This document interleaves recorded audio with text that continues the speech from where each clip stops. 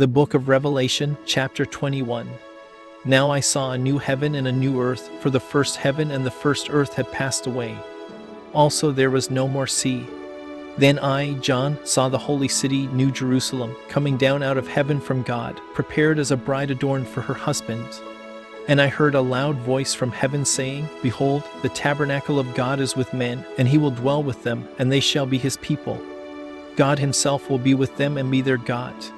And God will wipe away every tear from their eyes. There shall be no more death, nor sorrow, nor crying. There shall be no more pain, for the former things have passed away. Then he who sat on the throne said, Behold, I make all things new. And he said to me, Write, for these words are true and faithful. And he said to me, It is done. I am the Alpha and the Omega, the beginning and the end. I will give of the fountain of the water of life freely to him who thirsts. He who overcomes shall inherit all things, and I will be his God, and he shall be my son. But the cowardly, unbelieving, abominable, murderers, sexually immoral, sorcerers, idolaters, and all liars shall have their part in the lake which burns with fire and brimstone, which is the second death. Then one of the 7 angels who had the 7 bowls filled with the 7 last plagues came to me and talked with me, saying, Come, I will show you the bride, the Lamb's wife. And he carried me away in the Spirit to a great and high mountain, and showed me the great city, the holy Jerusalem, descending out of heaven from God, having the glory of God. Her light was like a most precious stone, like a jasper stone, clear as crystal. Also she had a great and high wall with 12 gates, and 12 angels at the gates, and names written on them, which are the names of the 12 tribes of the children of Israel, 3 gates on the east, 3 gates on the north, 3 gates on the south, and 3 gates on the west. Now the wall of the city had 12 foundations, and on them were the names of the 12 apostles of the Lamb. And he who talked with me had a gold reed to measure the city, its gates, and its wall.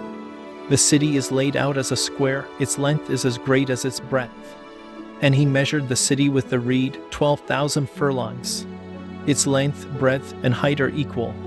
Then he measured its wall, 144 cubits, according to the measure of a man, that is, of an angel. The construction of its wall was of jasper, and the city was pure gold, like clear glass. The foundations of the wall of the city were adorned with all kinds of precious stones.